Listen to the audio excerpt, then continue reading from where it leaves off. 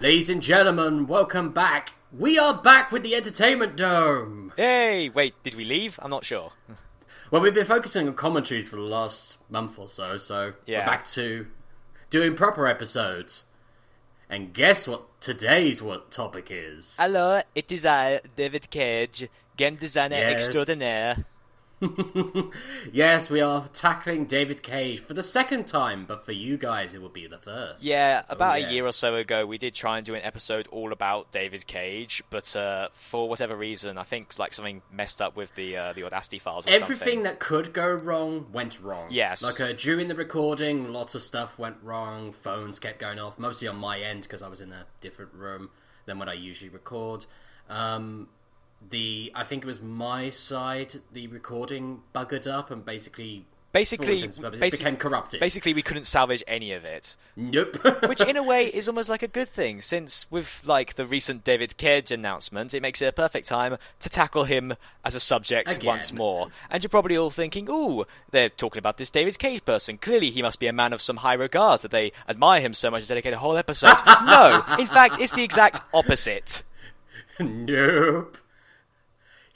He's a man who has a few good ideas, but he doesn't execute them well. I do want to establish something very quickly. We're gonna say some shit throughout the course of this, but I just want to make it very clear. I don't want you to mistake us for thinking that we're bullying David Cage, that we're being unnecessarily harsh or mean to him. I'd like to believe that David Cage is a perfectly lovely guy, but quite frankly, he can't make anything right.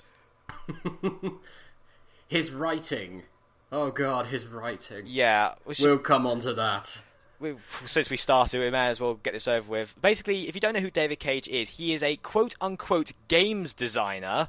I don't know if you can see this, but I'm giving the biggest air quotes you could ever see in your entire life. He is a games designer.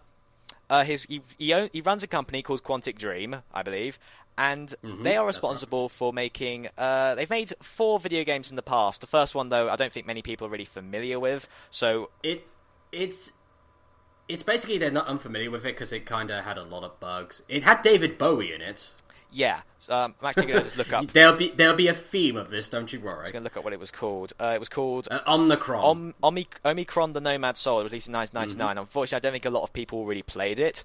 It was for PC and the Dreamcast. That probably Dreamcast probably explains a lot. Yeah, sorry Dreamcast, but taken before your time. Yeah, so I can't really comment on what their very first video game was like. The second one, and probably the one that was arguably what pushed David Cage to the level of familiarity a lot of people have with him, was a game called Fahrenheit. Well, it was called Fahrenheit over here. In America, it was called Indigo Prophecy. So we're probably going to interchange that title as we go through. Just to be clear, when we say Fahrenheit, we mean Indigo Prophecy, and when we say Indigo Prophecy, we mean Fahrenheit. Just to save the confusion. Yeah, Fahrenheit was shit, basically. Well, I want to amend that, because it didn't start off shit. No, I will admit that. It started off actually very intriguing. It started off with like a murder mystery, some elements of like, ooh, is this like someone's controlling him? Is it like psychic powers? Or this like, ooh, it looks intriguing. Yeah, the game's main... And then the dog ate the script halfway through. Yeah, it starts off with the game's main... The internet is alive. The game's main character, Lucas, he is somehow possessed into murdering a guy, and the game is all about him trying to figure out, like, what's the reasoning behind this? Like, how did he get possessed? Yeah. Why did he murder this guy? And at the same time, you're also playing as these cop characters that are trying to uncover the murder. It was very interesting. For its time, it was certainly a very interesting new take on a video game. It was very story-driven. There was very little action. It was very reliant on QuickTime events. And I know nowadays QuickTime events are considered like the scourge of video games. It's like, the moment you see one, it's like, oh, for fuck's sake. But, I think you have to find the right place, and I think it works for some games, and when it's like, oh, we're just adding QTEs for no reason, then it's like, oh, please, no. But they definitely have their place, I think. And I think Fahrenheit definitely showed that. Yeah, and again, it started off as very intriguing and a very interesting... Actually, no, to be fair, it started off with a tutorial level where David Cage himself would... he's in the director's chair. He's in the director's chair, and he's in a fucking studio set, and he's teaching you the controls, and it is simultaneously one of the cringiest and funniest things I've ever seen in a video game. Yeah, for those who don't know, David Cage is a games designer, but he sees himself as a game designer who wants to be a film director. He's been called an auteur, which I find very hard to believe. Alfred Hitchcock was an auteur. Hideo Kojima is an auteur. David Cage is a film director masquerading as a games designer. I would like to amend that and say the problem is he likes to see himself as both these things, and he has the passion for it. The problem is he doesn't have the knowledge of either. He's not knowledgeable enough about video games, and he's not knowledgeable enough about movies. Honestly, that's a problem. I honestly see David Cage as somebody who tries to break into the film industry, couldn't, and decided to fall back on games. Like, that's game kind of what design is happened to his Hideo backup. Kojima. Yeah, but with Kojima, at the very least, he gave us Metal Gear Solid and that entire franchise. And I personally have not played Metal Gear Solid, but I know that there are millions of people who absolutely love that franchise. James it's included. Insane. It's massively insane. And we're probably never going to get another Metal Gear Solid because Konami is Konami and Konami is the worst. Hey, you're getting that Metal Gear Solid's pachinko machine sometime soon. That's something. Oh no! Anyway, getting sidetracked. This is not about Konami. So yeah, with Indigo Prophecy / Fahrenheit, it started off as being, like James said, very intriguing. Like, it set up it had a good mystery to start off with. You're like, ooh, what's going on here? There's also a really cool game over state as well, where this could happen just literally out of nowhere. You're in your apartment and you drink wine, and you have paracetamol and think, oh, I'll just have some alcohol. You actually get a game over because your character commits suicide. Yeah, which, to be fair, it's completely out of the blue. It's like, wait, what? Hey, it makes sense. Yeah, it makes sense. Don't fucking mix alcohol and paracetamol. But yeah, it started off as very engaging because you had all these different plots going around. There was a big mystery that sort of all converging into one at one point. Then it got very silly, but in the good kind of silly. Like, Lucas, the main character, suddenly pulling off these fucking Matrix-style moves. It basically does turn into the Matrix. These goofy-ass fight scenes, and for a while... He starts flying around like Neo. And at first, you're like, okay, this is kind of funny. Then you get to the last section of the game, at which point I feel like everyone involved just flipped me the middle finger. Gave up. Because it's like, we don't care anymore. Because suddenly, the main villains are actually these super advanced AI. And I'm like, wait, what? You didn't establish this? Oh yeah, and there's this child that's linked to the Indigo Prophecy. What child? What Indigo Prophecy? You have mentioned none of this up until this point. It's like another script from another movie got slammed into here somehow. The dog ate most of the script, exactly. And they found whatever they could use. And let's not forget the crowning turd of this entire scenario, where main character Lucas... towards the end of the game, finally meets the female lead, Carla, I believe her name is, who's the cop that's been trying to track him down because he murdered somebody. They meet, have 2 conversations, and then have sex. Yeah, this will be a reoccurring theme throughout this, don't worry. Oh, also, at the time, Lucas was dead. He was a reanimated corpse, and he had sex with a lady. And he's still dead at the end of the game, and she got pregnant. Having a child. What the fuck, David Cage? Oh, God. This is... Yeah, David Cage cannot... For all this talk of emotions, he cannot write romance for shit. Oh, yeah, which is like... In fact, I'll tell you what, because that's pretty much Indigo Prophecy in a nutshell. Let's move on to Heavy Rain, which a lot of people have probably heard of a lot more. I think Heavy Rain... I will defend this game a little bit more than the others. I will defend Heavy Rain a bit more than the others. I actually quite like Heavy Rain. Yes, it suffers from the exact same problems that Indigo Prophecy has. Jason! Yeah, Jason! It's riddled with a lot of the same David Cage issues that it has, but it also does some things a bit right. It's almost as if like somebody came along, saw what David Cage had done, and was just like, gonna fix this up a little bit here. Couldn't get rid of all of it. He had a co-writer. Couldn't get rid of all of it, but it was enough there to make it somewhat likable. The plot of Heavy Rain was you controlled 4 different characters. You had Ethan Mars, who's arguably the main character, divorced dad. His son tragically died in a car accident. He sort of blames himself for it, even though it wasn't actually his fault. And then the whole game is about his other son gets kidnapped by the Origami Killer, who's this serial killer that hunts down children and drowns them. And so it's up to Ethan to pass all these trials that the Origami Killer sends him to save his son. And I'm like, okay, this is actually interesting. You then also got Scott Shelby, a private investigator who's also trying to hunt down the Origami Killer. Norman Jaden, who's like from the CIA or something, who's trying to hunt down the Origami Killer, but in a more legal way. Yeah, legal way. And with like super advanced technology glasses that also like kill him somewhat, not fully explained, but whatever. And then you have Madison Page, who's a a journalist who runs into Ethan and starts trying to help him with like trying to find the origami killer. She's also easily the worst written character in that game. Yeah, there's a recurring theme here of David Cage's female characters are not exactly the most well written. Yeah, he can't write women for Witcher shit. 3 levels of good writing here, sadly. Like, I don't think Madison has any personality outside of is a journalist. Nope. Pretty much, that is her whole shtick. She's a journalist. And what's worse is that she helps Ethan. The very first scene, our introduction to her is a scene where she's running around her apartment in like a skinny tank top and her underwear, being chased by faceless goons. God. And there's also the fact that she nearly gets raped twice in this game. Which is just like, really, David? That's all you can. That's the only. It's like women in danger must be about to get raped. No, David Cage. There are other ways to do that. No, they're clearly that is only purpose for women. They are to be sexy and to be in showers so you can see their boobs and to get. That's the only kind of danger they could be in if it's sexual in any way. No, it's fucking Damn it, not. Dave! Shut up. It's one of those that again, David Cage, like George Lucas, needs someone behind him with a rolled up newspaper and just smacks him round the head every time he does something stupid. I am going to have the internet be alive. No, David, shut up! That's essentially what he needs. I will actually say, Heavy Rain was originally going to have some sort of supernatural elements to it. Like, the plan was that Ethan was going to have some sort of spiritual connection to the origami killer. It all got cut, and as a result, there are some massive plot holes in the game. But I'm going to be honest here, I'm kind of glad that all the supernatural stuff got cut out. I think Heavy Rain works a lot better being more set in reality, because I don't think David Cage can do supernatural elements well, as shown in Beyond Two Souls, which I'm sure we'll get to in a second. Oh, we will. Is there anything else you can think of to say about Heavy Rain? Because, like I said, I like the idea that it had a ton of replayability because all of the characters could die at any moment. Well, actually, only two of the characters could die at any moment because two of them had to be alive for the ending. But the game was all about like, oh, your choices affect how the story plays, and it's like, yeah, Telltale's been doing that for the last 5 years, and they do it amazingly. Yeah. But I feel like Heavy Rain did it decently. Like, it did feel like there was some level of consequence here, because like in Ethan's case, he had these trials that he had to do in order to find, and like with every trial he completed, he got part of the address where his son was being kept. And if you failed those trials, that was it. You didn't get part of that address. You were fucked. Yeah, exactly. I mean, it was still possible to find him in the end. I actually got it through sheer dumb luck. But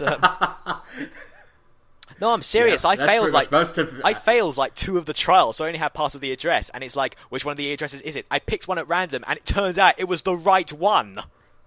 I was like, what? How did I do that? I know, it was incredible. But at least I felt an emotional response to him. Oh, I will definitely say that. Unlike Fahrenheit and Beyond Two Souls, like Heavy Rain, I actually felt somewhat emotionally engaged with, because even though Ethan blames himself for the death of his first son, and so does his wife and his other son, which makes no sense because it's not his fault. Exactly. But I still felt like, you feel bad for him. And I remember there's a scene where when he finds that his other son has been kidnapped, he just kneels in the rain and just lets out this awful scream of anguish, and it's like, wow, I actually feel bad for you. Yeah.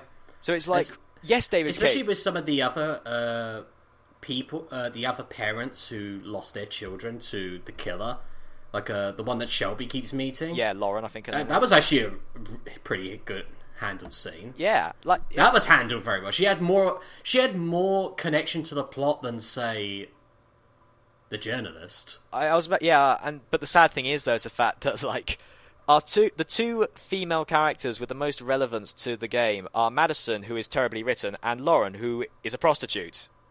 Yeah. And it's just... This is... Oh, God. Again, David Cage is like, okay, I need a strong female character. She is prostitute. That makes sense. It's like... Has he been taking writing tips from Frank Miller? I don't know. I doubt it, but... Because this is turning into Frank Miller territory. Again, it just reestablishes our facts. David Cage can't write women for shit. No.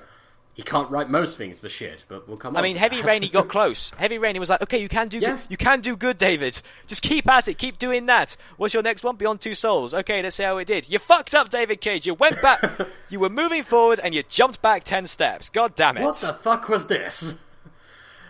Yeah. Oh, there is one other It's so controversy bad we can can't finish throw. our sentences. We're just going. Yeah. It's so bad. But there is one other controversy we can throw for Heavy Rain, though. What's that? And this is another running theme with David Cage. He always puts sex scenes at the wrong fucking time. Oh yeah, he's got some. He loves to put sex scenes in his fucking games. I'm sorry, Yeah. games. Like the fucking moment in Heavy Rain, like you and Madison have fought off this guy. You have potentially killed this guy. Well, no, Madison wasn't even there. You can come back and I Ethan's swear like, Madison was there. no, it was just Ethan because in one of the trials he has to kill a guy, and the big choice is like, do you kill him or not? Because he's an evil drug dealer, yeah, but he's got children. It's like, oh, oh god. I actually remember... And then immediately after that, they share a couple sentences and then they have sex. Yeah, so but you have to control it with the controller. Yeah, and since it's all mocapped, it's like, oh god, Oh, God. It's so bad. It's so bad. It's bad to look at. It makes no sense story wise. It's just there for. A lot of the stuff that exists in these things are there just for the sake of, I'm guessing, for David Cage to knock something off, because yeah. whack one out, if you will. Hideo Kojima did with Quiet in Metal Gear Solid 5 and times it by about 10. And there you got pretty much every single David Cage sex scene. I don't know, I'd almost argue that Quiet's worse, but that's neither here nor there. But you got a point. You're not wrong. As bad as Heavy Rain could get, like I said, it had enough stuff in it that prevented it from being terrible. It was decent. Somewhat decent. Beyond Two Souls is just a fucking insult. I actively hate Beyond Two Souls because not only is it a bad video game, it's not even a video game. Not really. It is one of the most pathetic attempts at making something I have ever seen in my entire life.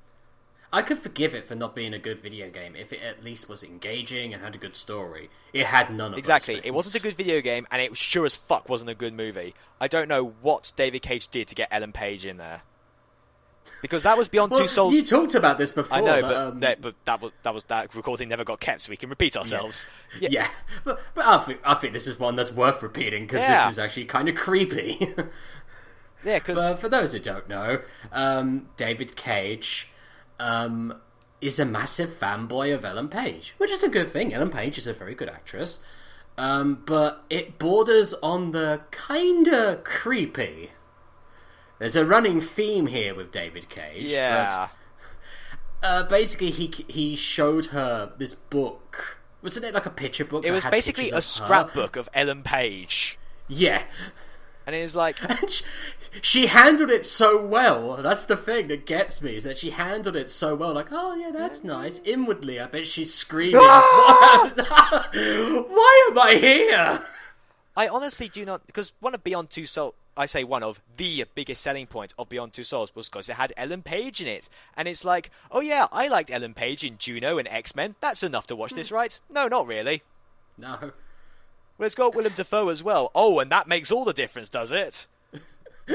I don't know if you've seen it, but Dafoe wasn't crazy enough in this. There's an image that I keep repeatedly seeing where it's obviously David Cage, Ellen Page, and Willem Dafoe in an interview for Beyond Two Souls, and David Cage is sitting there with this very enthusiastic grin on his face, and Ellen Page and Willem Dafoe just look like they just don't want to be there.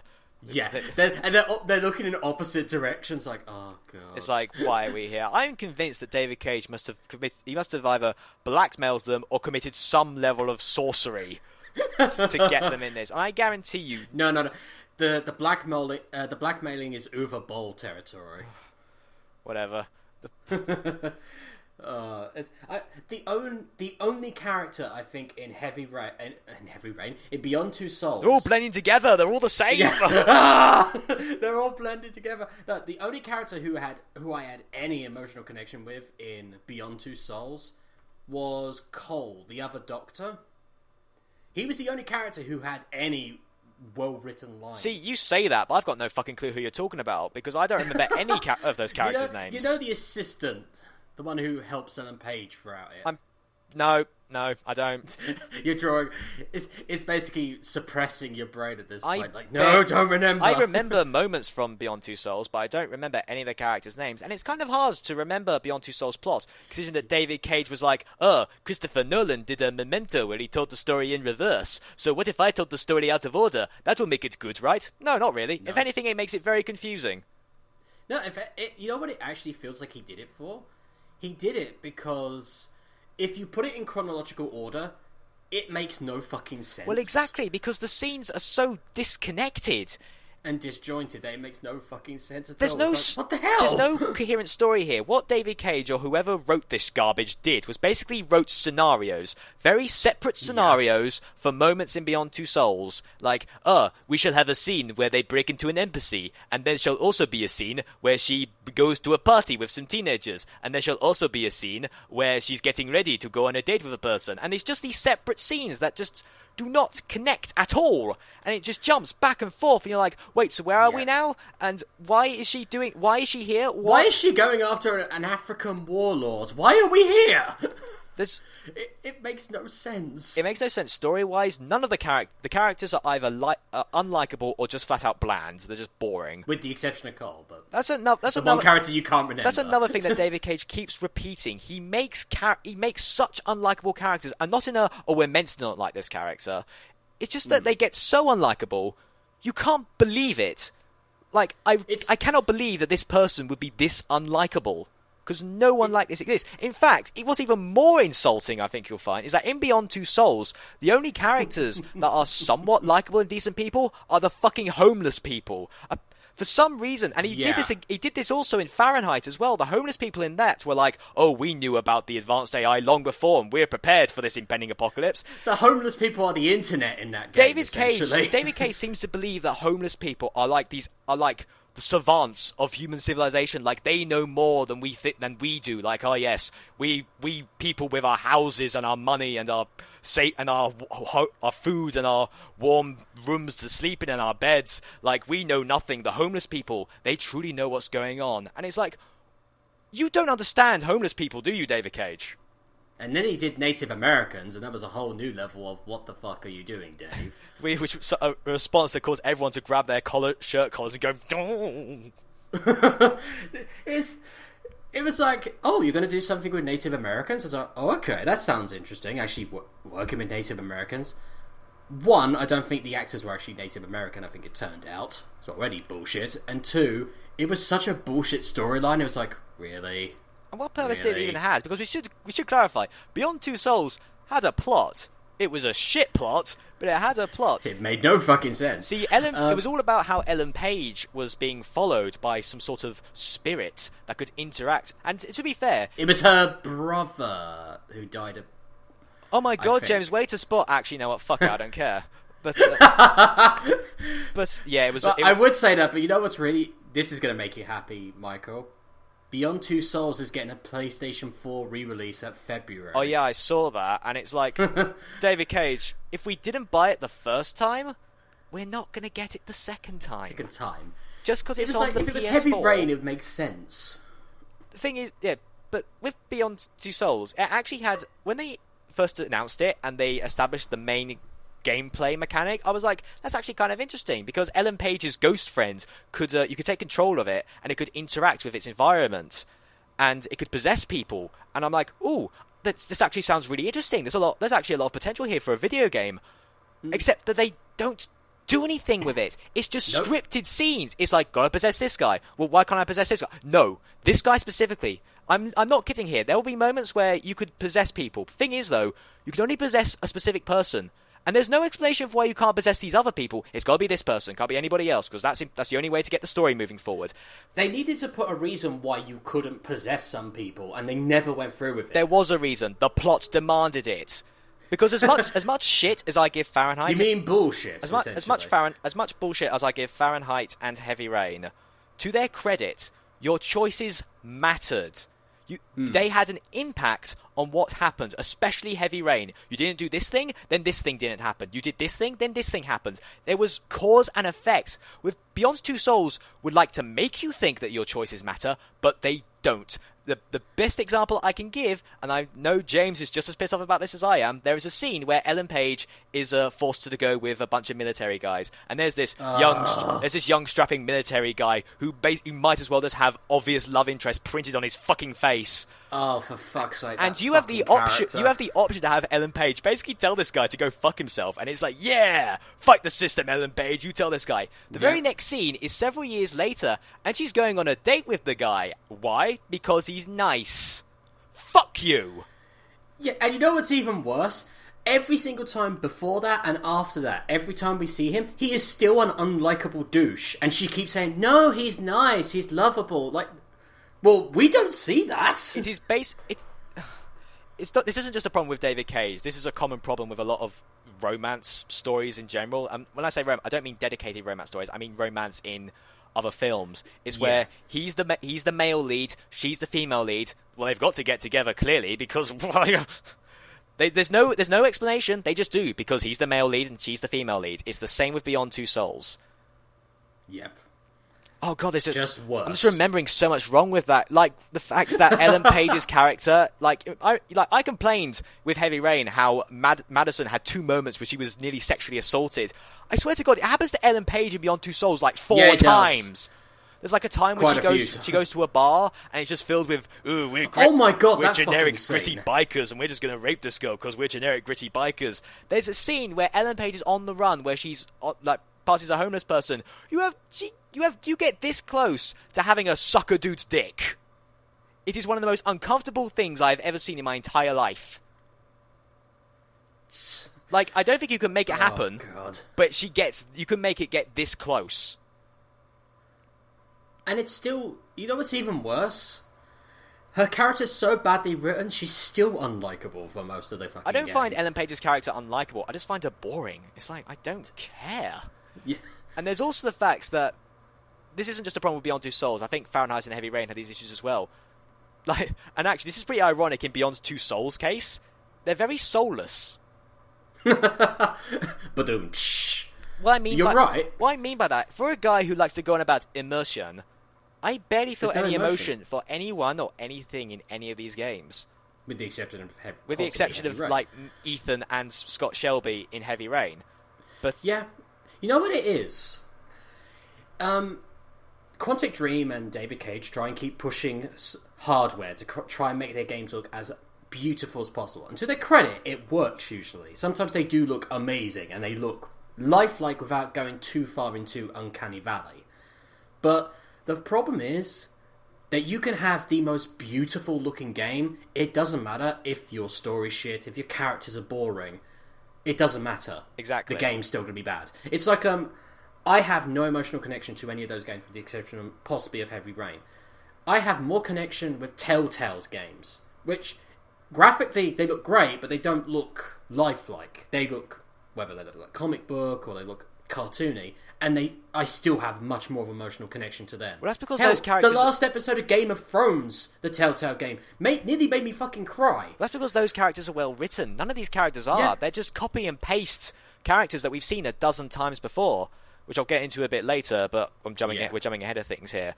Like, it's especially the case with Beyond Two Souls. I can't think of a single character that had anything remotely good about them. David Cage, in all honesty, David Cage, for all he goes on about emotions and shit, a lot of his characters are very mean. There's a very mean-spirited feeling amongst a lot of it. Like, do you remember? There's a scene again in Beyond Two Souls. There's a scene where Ellen Page goes to some party, a bunch of teenagers, and every single one of them is a massive cock.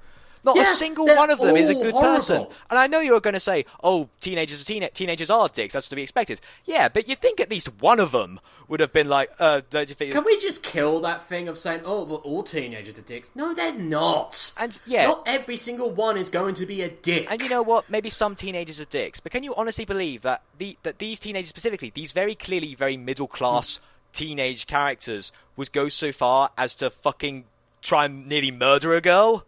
Because that's what they nearly fucking do, and it's like, it's so bullshit. And it's meant, and it's all it does is it's meant to establish, oh, Ellen Page's life is so hard, and it's like, Jesus Christ, crack a smile once in a while, David Cage. Yeah, He seems to think that in order to feel emotional for characters, it just means have shit happen to them constantly. And yes, sometimes bad things happening to characters we care about is a good thing, because it's like we then feel for them, we then sympathise, or we empathise, or whatever. But when it's just constantly happening, it gets to the point where you no longer care, because it's like it goes so far beyond realistic expectations. It's like, why should I even bother? Clearly, nothing good's going to happen. So yeah.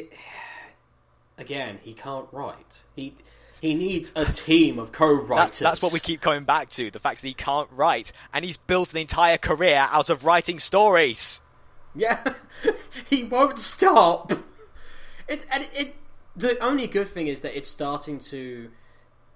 Not only is there Telltale, who have been doing it longer than David Cage, better than David Cage, and they're continuing doing so with more games that are coming out, but there are other stuff as well that do the more Quantic Dream thing, but do it better, like Until Dawn. Like, have you looked at this, Michael? It doesn't interest me in the slightest. Yeah, I was about to say, if you're not a horror fan, you're not exactly. Gonna get into it. I saw the opening bits of it, and it's like bunch of teenagers in a cabin in the woods, spooky things happening, and they're all dicks, and it's like, I already don't care. They're not all dicks. Most of them are. Well, to be fair, one of the characters in that is fucking Grant Wolf, Agents of S.H.I.E.L.D., so I'm already like, you fucking ass! And he's a dick in Until Dawn as well. It's like, God damn it! God damn it, man! Anyway, but yeah. Also, it's a 30-year-old. I'm willing to believe that teenager. Until Dawn does it much better than anything David Cage much could better. It's a better story, better writing, and yeah, it does have, like, at the beginning, it does do a lot of the usual horror movie jump scare crap at the beginning, but as it goes on, it's like, oh shit, this actually gets kind of fucking scary at times.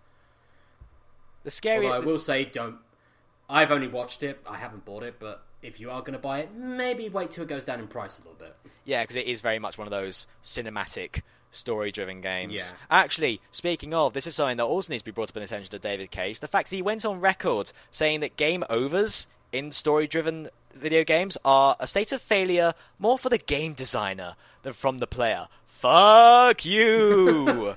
Sometimes you need to fail. The whole point of a video game is to challenge... Well, one of the main points of a video game is to challenge the player. That's one of the core things about games in general. Not just video games, just games. All the way back to fucking noughts and crosses. It's a state of failure. It's like... Even Telltale games have game failure states. There needs to be some level of risk involved. You can get eaten by zombies. Or or shot by bandits. If it's impossible to fail... What's the point? What is the point? I no longer have any desire to do anything. Because it's like, again, even in Beyond Two Souls, there are these moments where you got to do quick time events, where like Ellen Page is fighting some dudes. If you fail them, doesn't matter. She still gets away in the end. She still wins the fight. It's like, well, then what's the point? It's not. This isn't the. Oh my god! I might as well be watching a movie, and I don't want to watch a movie. I want to play a video game. You know what it is? You know that really terrible Rambo game that came out a while back? It's like that, where there's a bit... this literally comes, I think, after the first chapter. You get a perk that actually allows you to just skip all the quick time events. Are you fucking So half the game is just made pointless. That's essentially what it... Now, times that and make it the whole game for Quantic Dreams games. The whole thing is made superb. Could you imagine that? Like the next David Cage starts off with like an option for you to skip basically every bit of gameplay, and it's just all the cutscenes. I would not be surprised if he does that. I wouldn't be surprised. I can imagine that. He will do it. We have decided to make it possible for people to skip the game parts of the video game, because quite frankly, who wants to play a video game nowadays? People want to watch the games. No, fuck off. I mean, yes, Let's Plays exist, but that's different. I genuinely could see him doing that. And said, it is more like a movie, but we're going to set it for the price of a video game because we can. You know what? We shout on Beyond Two Souls enough. How about let's move on to the reason why we're doing this episode to begin with. Recently, they announced... David Cage announced that his latest video game... Detroit Become Human. Detroit Become Human. And I'd also like to point out that... it was announced during Paris Games Week, and it was done at Sony's press conference. And what's brilliant about it was the fact that Sony's press conference ended with the Detroit announcement. It ended with David Cage coming out to reveal his new game. I like to imagine that entire crowd up until that point going like, oh wow, this PlayStation conference has been really good. We've got new Horizon Zero Dawn gameplay, a new Street Fighter V trailer. This has been really good. Oh, I wonder what they're going to end it on. And now here's David Cage. Oh, fuck! No! Oh, no. It'd be like Bottom, Rick Mel and Adrian Emerson. They go, shit! Yeah, shit! That's the only response I had when I just opened up Google one day and one of the first things I saw was Detroit Become Human, the new game by Quantic Dream announced. I was just like, fuck shit. Me. So what is Detroit Become Human all about? Well, brace yourself, James. This is mind-blowing shit. I am strapped to my chair in excitement. Because I think David Cage has quite frankly blown things out of the water with this one. Detroit Become Human is about an android that becomes self-aware and now must try to sort of get to grips with living in a world where androids are considered nothing more than tools by the human race. Oh my god, I have totally not seen this before in any other form of fiction. He is a genius. Yay. I mean, I don't want to bash David Cage for doing something that's technically already been done because it's still possible to take a familiar idea. As long as you do either do something, do an interesting spin on the idea, or at the very least have likable characters and an interesting story. There's no problem with that. The problem I have with it is that he's treating it like it's a new thing entirely. Like we've never seen this before, when we have seen this hundreds of times before. iRobot, Blade Runner, that fucking Channel 4 program, Humans, that... Yep. Like, Jesus Christ, we had shit like this earlier this year, Mr. Cage. Have you not been paying attention? We had 4 versions of Blade Runner. AI, yeah, that... Okay, AI was shit, but it still dealt with it. It doesn't... And the thing is, though, like what I said earlier, it's like, it's fine as long as he either takes an interesting spin on it, has likable characters, a good written story. Problem is, though, that judging by the very first trailer, it doesn't look like David Cage is going to do anything interesting with the idea. And we also know for a fact that he can't write likable characters or a good story to save his life. So, GG, really. And it sounds like really presumptuous to be like, this game's going to be shit, but it's going to be, and some people might be like, you can't judge it on the initial trailer because the initial trailer, I'm sorry, is just garbage. Yeah. Like, it is one of the most generic-looking trailers I've ever seen in my entire life. It's this... Like, I swear to God, every line in the narration for that trailer exists already. It's like he took samples from other trailer narrations. Movies, yeah. Like, when it... Like, I don't know if you've... hopefully, people listening watch the trailer so you understand the context of it. But at the very end of the trailer, where the main character turns to the camera and says, "This is our story," I'm like, I've heard that line 10 fucking times in other media. Yeah. I wanted it's such a cliche line. I wanted to almost like throw up from how cliche it was. It was like, Jesus. Final Fantasy X wants its plot line back.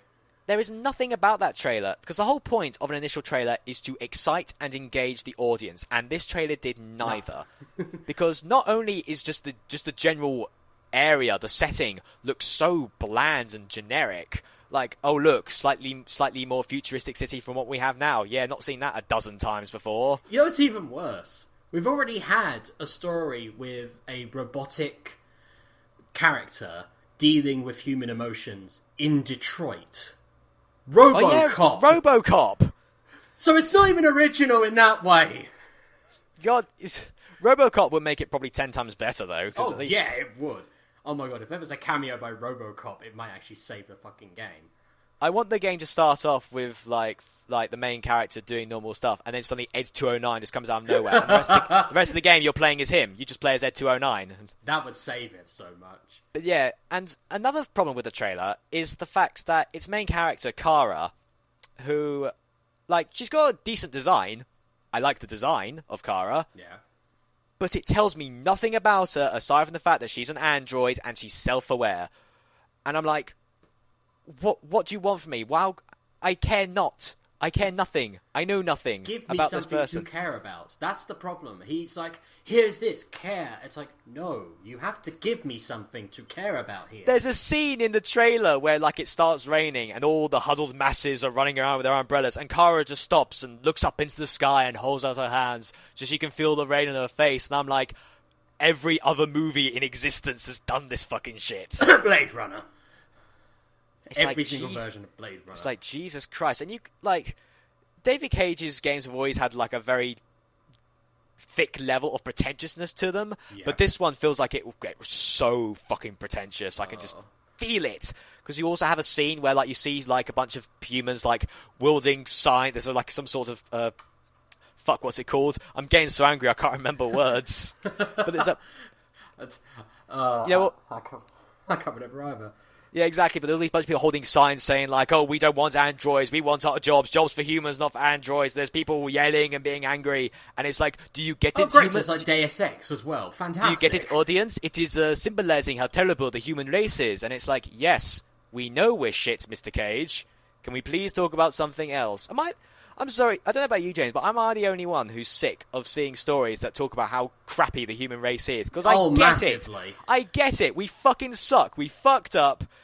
But not every single human being is a fucked up psychopath. There are people who give a shit. And even barring that, telling us that we're shit doesn't solve anything. It's like, if we tell people how shit we are, then we can fix the planet. No. All you've done is told us that we're shit, and now I'm sort of like, well, clearly that we're fucked. There's clearly no point in anything. And there's been loads of studies recently that have actually shown that if anything, the human race is getting better, and we actually give a shit more, and this is not helping. I find that very hard to believe, but I'm willing to be optimistic.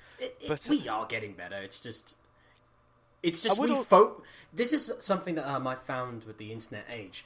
We actively seek out the worst, and we actively go looking for the worst, when we should actually be looking at when all the good stuff is happening around us, and we focus on the one or two terrible dregs. Oh, I get that. I get that. I understand that completely, but that's probably why we talk about David Cage. Probably. We have all this good stuff happening around us, but we're talking about David Cage. They're really talking about David Cage makes me more angry, because like, I'm like, this isn't good. None of this is good, but he's still being allowed to make shit. What is going on?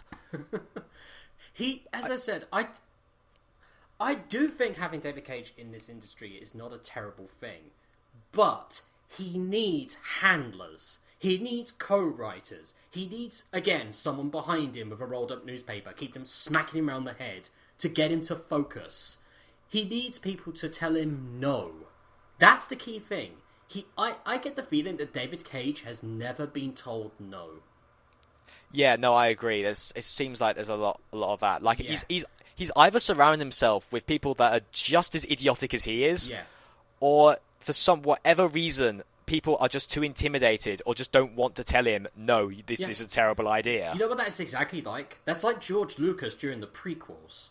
Yeah, I know you liked it. When George Lucas was making the prequels, no one dared say no to him. And, well, look what happened. I hate sand. I know you'd love to make that comparison, but yeah. And I'd also like to, going back to Detroit, it's following on from a tech demo that Quantic Dream released back in 2011, I think. It was called Kara. And that was actually kind of interesting. It was a short little tech demo about the android, Kara. She was being created, but within moments of being created, she gained self-awareness. And this faceless man who's, like, working on the construction and everything is like, oh, well, this isn't right. I guess I'll just dismantle it and see what's wrong. And then she's just screaming at him not to do it. And she says, like, I am afraid. And the man stops what he's doing, and he's like, what? And it's actually I actually was like, shit, man, this is getting heavy. What's going on? What's going to happen? Intense. And the man decides, you know what? He decides to trust in her emotions and lets her free. And I'm like, that's really interesting. I can't wait to see how Detroit fucks it all up. We need more of that. That is what we need in this game, and I don't think we're going to get it. Yeah, and it's very presumptuous to assume that David Cage is going to make all the same mistakes. Like, I'm going to be perfectly honest here. If Detroit Become Human comes out, and it has one of the best written plots I've ever seen in anything, or even just a good one, if it has good characters, it's like good Heavy writing, Rain, I will take back everything I've said and be like, well done, David Cage. You've proven that you are talented, that you can do good, and you should carry on making things, and hopefully you will get better. But I've seen 3 attempts by David Cage, and not one of them has worked. It's like if I went to a fucking restaurant on 3 different occasions, had 3 separate meals, and they were all shit. Do you think I'm going to go back there the 4th time? No! Just because they say, oh, this one will be good, no, fuck off. I'm not having your shitty hors d'oeuvres. Even Heavy Rain still had loads of drawbacks. Even so many drawbacks, and and the sad thing is though is the fact that I know that some people are really excited for Detroit Become Human, and I at first I was angry, but then I feel almost pitiful. I'm like, oh, you don't know, do you? You don't know who David Cage is, or you've deluded yourself into thinking that maybe, just maybe, this will be good. And I am sorry to break it to you, but do not get your hopes up. You know what? I'm going to say something, and it's probably people are going to say, "Oh, that's horrible," what you're about to say. But I'm going to say it anyway. You know, if he wants to see himself as a film director, you know what I'd say he's a film director who's closer to? He's more like Ed Wood. I don't know. Ed Wood, in terms of of writing, definitely. Well, the thing is, though, I've not watched any of Ed Wood's stuff, but what I can tell, the general consensus is that when you look back at Ed Wood's previous stuff, it's almost like, wow, this is so bad, I can't help but find it entertaining. And in a way, it becomes good. Yeah. David Cage's stuff, sadly, does not hit. If it was so bad it's good, I'd be willing to forgive it a bit more. But it's not. It's just so bad it's bad. Well, it's not entertaining. It's not entertaining in the slightest. Beyond Two Souls is the only one that actually has a sequel bait ending. Not only is it a sequel bait ending, it's actually in some ways a sequel to Omnicron. Oh yeah, because isn't like the There's fucking loads of Netherworld or whatever a reference to that? Yeah, basically it's all like the stuff, like the creatures that come out are actually meant to be the things from the world that Omnicron takes place in. And apparently, yeah, they do want to make another game out of it. I just like to imagine, like, Ellen Page's agent counselor saying, so what's next on the agenda, Mr. Agent? Well, Miss Page, apparently there are reports of there possibly being a Beyond Two Souls sequel. No! Get me away. Get me... I bet you anything that Ellen Page and Willem Dafoe do not have Beyond Two Souls on their resume. Probably not. I reckon if anyone ever tried to ask them about that in an interview, they'd just pretend to be like, what? No, that never happened. Sorry, Willem Dafoe would just try and turn it round to Boondock Saints again. Have you watched Boondock Saints? No, I've not. But the God. Only Willem Dafoe. It was a firefight. The only Willem Dafoe joke I know is, we'll meet again, Spider-Man. And let's be honest here, if Beyond Two Souls reveals that Willem Dafoe was the Green Goblin all along, I'd be like, you know what? That's fine. In fact, I've heard some people joke that like the ghost that follows Jodie is actually a stand, from JoJo's Bizarre Adventure. And I'm like, if this was just JoJo's Bizarre Adventure with Ellen Page, that'd be the best shit ever. Sadly, no. You know what? I'm actually gonna. There's one thing I will say that I have a little bit of faith in. What, in regards to Detroit? Yes, the actress. Valerie Curry. I've only seen her in one thing, but the one thing I've seen her in, she was actually really good in, and that was The Following with Kevin Bacon, the thriller series. She was a villain in that. She was actually really fucking creepy. I'm sure she's a decent actress, but I just feel sorry for her. It's like Ellen Page. It's like she clearly never got a letter from Ellen Page saying, "Don't fucking do this." Run while you can. Like I was thinking to myself, because like with Beyond Two Souls, they made such a big deal that Ellen Page was going to be in it. With Detroit's Beyond Human, it's just like here it is. Here's a trailer, and it didn't specify like who was in it or who the main character was. So I was like, well, at least they haven't got any big name celebrities to attach to it. At least they spared someone that.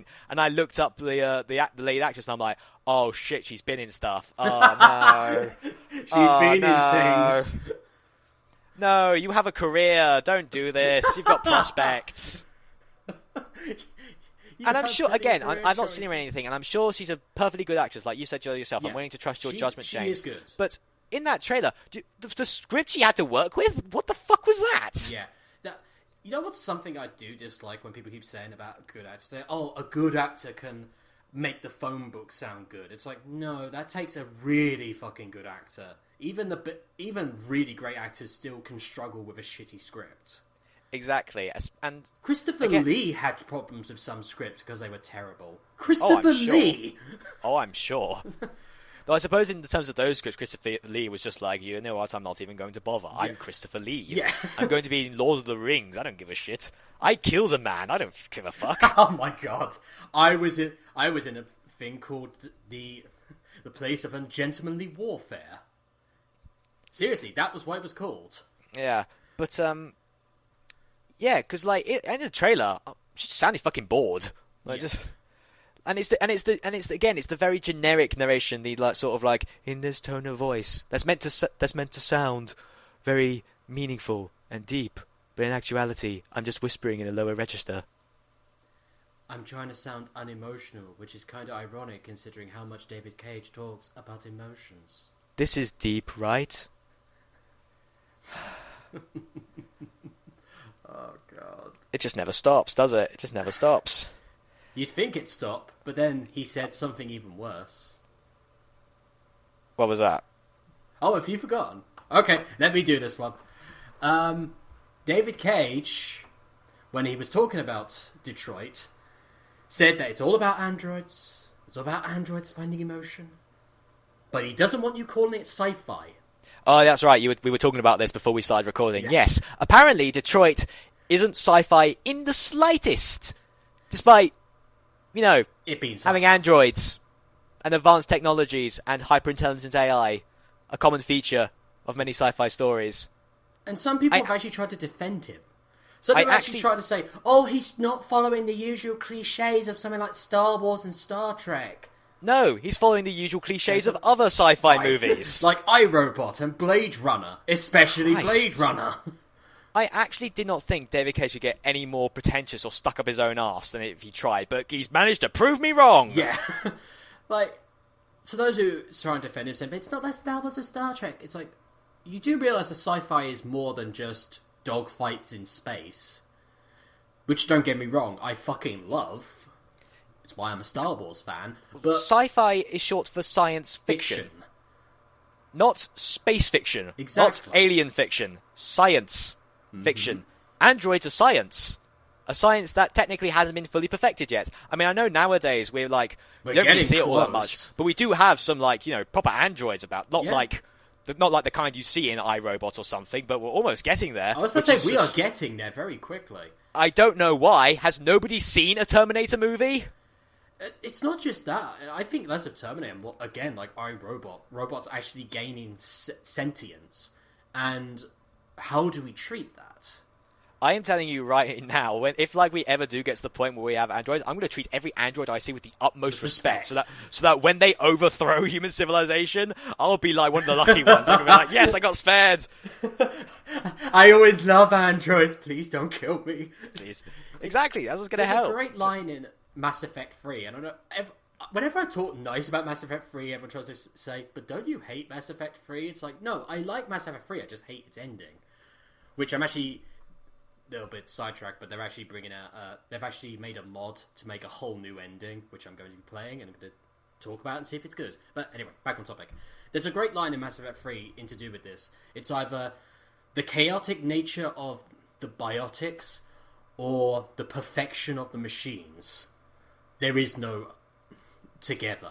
It's like, I'm very paraphrasing here, but yeah, it's basically that's what it feels like, and it's where are they going to go with that? And androids are getting more and more advanced as time goes on. Like they've already made in Japan human versions of androids with very humanoid features, and it's kind of scary how quick we're coming. Come on, Gundams, make us Gundams. Oh my god, yes. But just to bring this full circle, I think I saw the interview where David Cage said that it wasn't sci-fi, and his reasoning behind it was because they didn't want to use any, at least in terms of the context of the world, they didn't want to use any technology that doesn't exist yet.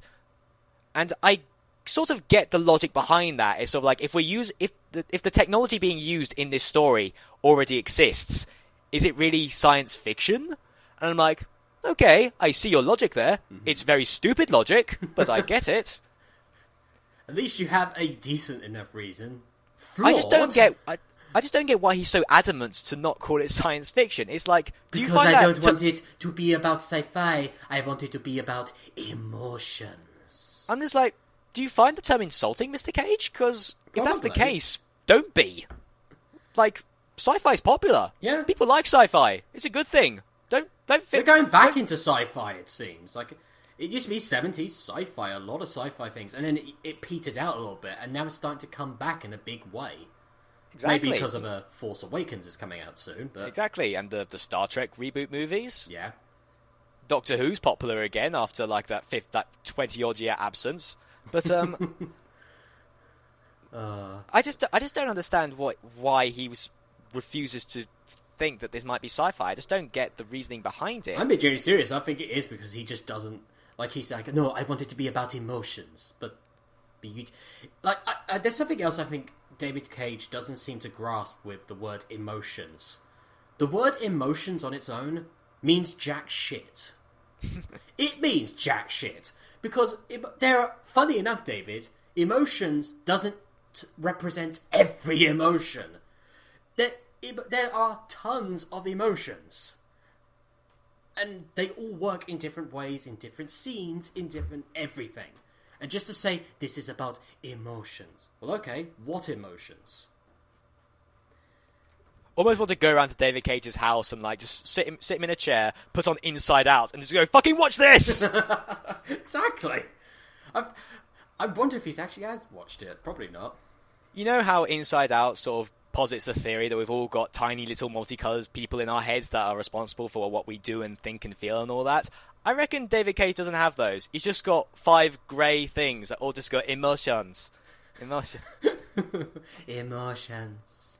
We have to talk about emotions. Yeah, in fact, thank you for reminding me. There's another thing that I hated about that trailer. Is the fact that the main character Kara is talking about... She's talking about how she feels. I'm like, can we see this, please? Yeah. That's something that he does in all his games. He's the prime example... He tells us but never shows us. It's one of the most basic principles of writing. They teach you this in your first year of creative writing at university. I know this. And David Cage doesn't seem to know that. Rather than show how people are feeling, he would much rather tell us. It's the classic case of a character... It's especially prevalent in a video game, where it's a visual medium. I think I used this exact same line back in the original David Cage recording that we couldn't salvage, where it's the robot devil from Futurama. You know, you can't have your characters announce how they feel. That makes me feel angry. And it's true though. Oh god. Because I can just imagine, I can picture Detroit in my head, full of just narration about how a character feels. And the same characters coming back of all these human douchebags, except for one who truly understands the main character. And I bet you fucking anything, that our main android female character is going to have one scene where she's barely wearing anything. I fucking guarantee it. Well, it's David Cage, so it's a given. Yeah, like, David Cage loves to have his female characters in barely any clothing. You know, take that for what you will, and by take that for what you will, I mean he's very clearly sexist. Yeah. And colossally French. There we go. That's not fair. That's saying that all French people are sexist. I know, I was joking. I'm joking. Yes, that's David Cage's biggest crime. He's French. Emotion. No, Emotion. I am joking, by the way, ladies and gentlemen. But it is true. He is colossally... Actually, I don't think it's sexist. I just think he just doesn't fucking grasp it. He's an idiot. Well, it's the same. Just because someone doesn't understand that what they're doing is sexist doesn't make it sexist. Yeah. You know, it's the same reason. It's the classic, like, I'm not racist, but it's that kind of. No. Anyone who says I'm not racist, but is a fucking racist. I'm just gonna say that. The minute you said that, and sorry to go off a bit off tangent. As soon as you say that line, I'm not racist, but no, you're racist. Don't give me that. Unless the following sentence is like, I'm not racist, but I really do like a good sandwich. It's like, funny enough, he's not wrong. He's not wrong. Funny enough, I expect that in a David Cage game. It would make as much sense. Actually, speaking of, do you remember how in a fucking Fahrenheit, like, the one black character in that game was like, yeah, I'm black, fool, I'm hip hop, and no. Like, he talks like this is how we talk on the streets, yo. It's like, oh Jesus Christ, no. Well, again, it's like the Native American characters. Suddenly it goes into, like, proper, like, this is what white people think a Native Americans act like. It's like, oh, fucking Jesus. We are Native Americans, ergo we are very spiritual, and we have an understanding of the spirits and the world and ghosts, and it's like, oh, for fuck's sake. You just sit there like, oh, fuck. Why? And that's the reason why I have no faith in Detroit. Like, I would love it for David Cage to come out with this and for it to not, like, either be like a fantastic video game or just have, at the very least, a good story with some likable characters. If it was that, I'd be like, wow, well done. You've proven me wrong. Well done, David Cage. You've actually proven me wrong. But I don't think he's going to do that. Nope. The way it's going and the way that it just looks like he's falling into the same traps he has been falling into again and again and again, it looks like it's going to go in the same direction. I honestly find it hard to believe that anybody could have faith in this. And because there clearly are some people that genuinely like his stuff. Like, fucking, I've got his Wikipedia page up. Apparently, Warren Spector, the guy responsible for Deus Ex, he apparently considers David Cage to be one of the best storytellers in the business, even calling him a genius. To be fair, I actually don't like Warren Spector all that much either, so it's like, well done, Warren Spector, you've given me even more of a reason to dislike you. You fucked up Epic Mickey, and now you think David Cage is a genius. To be fair, that's most probably because he wasn't focused on Epic Mickey and was more focused on Deus Ex. Which is still a dick move, don't get me wrong. Epic Mickey's a different conversation entirely. Yeah. That is, again, what it's feeling like. It's like, again, we've got something else that already does this and better, and that is Deus Ex. Deus Ex does this type of thing better. I know we keep saying this, but I think one of the problems with David Cage is the fact that there are clearly some people that like his stuff, and I don't want to say you're wrong because you like his stuff, because that's very dick thing to do. You're wrong. Exactly. As tempted as I am to do it, I know for a fact that's a very poor attitude to take. It's like when people say I like Final Fantasy 13. I'm like, but you're not wrong. If you like it, you like it. That's your choice. Exactly. We can't stop you for liking something. It's very wrong of us to do so. But I think what David Cage has done is that he's heard he listens to all the people that say, "Oh, we like your stuff, David Cage," and then he looks at all the people that say, "We don't like your stuff," and he goes, "Well, I'm clearly going to ignore you." And it's like, that's not how criticism works, Mr. Cage. That's not how it works.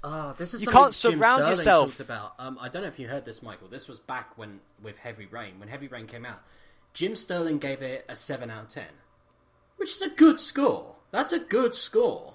I'd probably give Heavy Rain a 7 out of 10 if I had to. That's a decent score. And he was going to have a interview with Destructoid. I think it was Destructoid, I think it was Destructoid. I think you told me about this. And he got so fucking angry. Like, why did he give it a 7 out of 10? If you look at the Metacritic, it says that this is a very emotional game and so very good, and it should have got a much higher score than 7 out of 10. And basically, they couldn't use the interview because he just kept basically moaning at the 7 out of 10. So now we now actually have proof that David Cage is a fucking man-child. He can't take criticism. Who clearly can't take criticism. That's well done, David Cage. You're fucked. I'm so glad Jim Sterling exists, if only for the fact he's willing to call out David Cage and his bullshit. Thank fuck for Jim Sterling, son. But thank God for him, indeed. Yeah. But and that's the one good thing I'm looking forward to about Detroit is the fact that now all the Let's Play groups are going to come out, they're going to record the footage and just rip the shit out of it. Oh yeah. I'm looking forward to Jim Sterling and the Super Best Friends covering this atrocity. That's the one thing, the silver lining we can get out of this.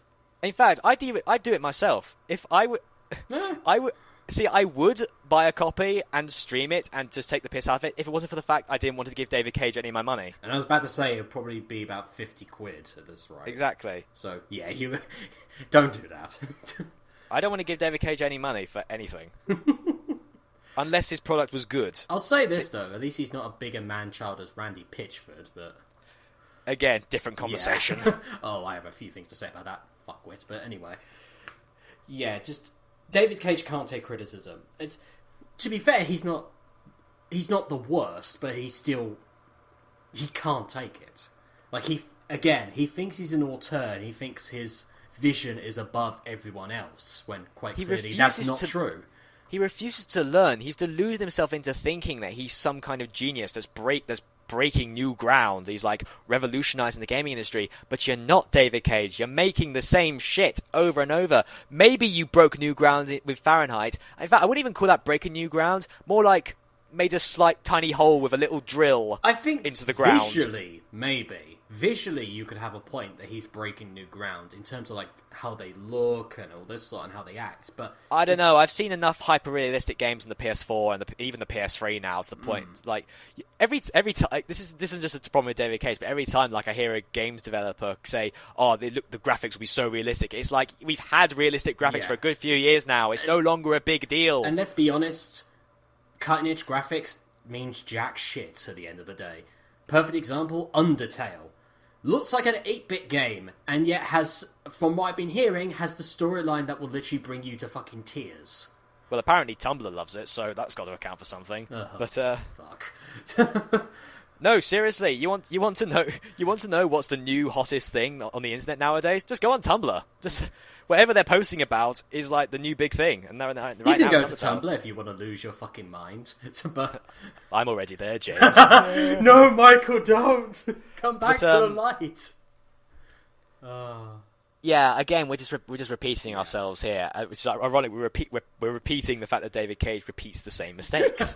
It's just an endless cycle, and he's never going to hear this. Let's face it, he's never going to hear this. But David Cage, make up your mind of what you want to be. If you want to be a games designer, learn how to be a games designer. If you want to make movies, fuck off and make movies.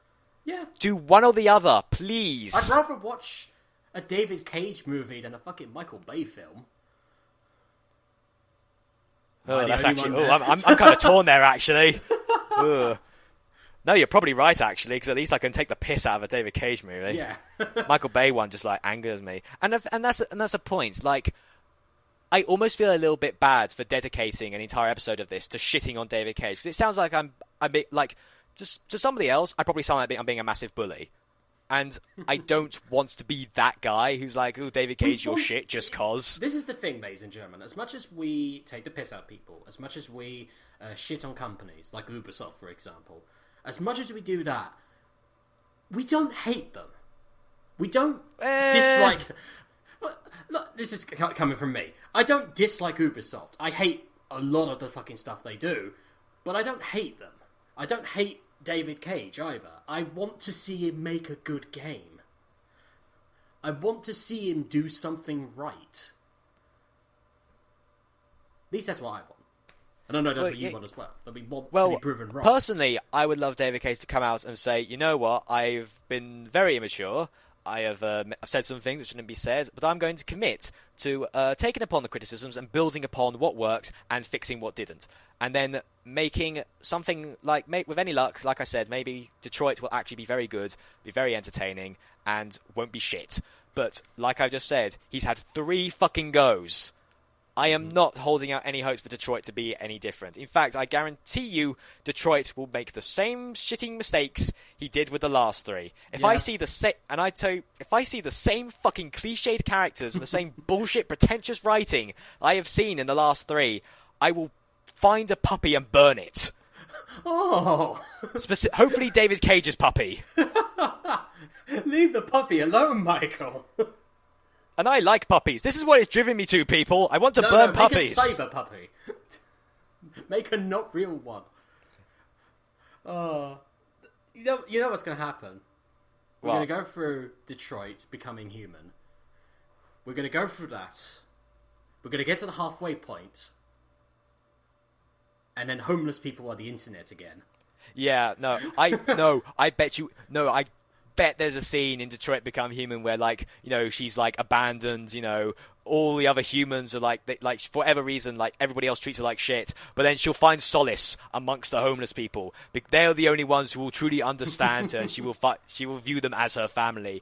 I fucking bet anything that's what happens. And then Ellen Page's spirit from Beyond Two Souls comes to visit her and basically joins her. You know what's even worse? Beyond Two Souls was meant to be a co-op game. Well, it is a co-op game. It's just a very shit co-op game. A very shitty one. It basically turned into, right, pass the Pass the controller for this bit. Pass the controller for that bit. What was the fucking point? It's like, your turn now. Okay. Oh, look, I'm moving. So revolutionary. I've never done this before in a video game. Oh, wait. There are just so many better story... Because I like story... I'm not saying that David Cage is wrong for making games that are so heavy on story, because some of my favorite video games ever made are very heavy on story. Telltale. Ace Attorney, the Telltale games, Danganronpa, Zero Escape. I fucking love these games. From what I've been hearing, Undertale is going to be is absolutely amazing. That's something to look at.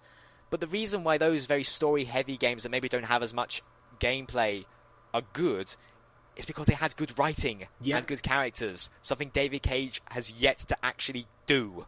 Even if even if the story wasn't great, but the characters made up for it.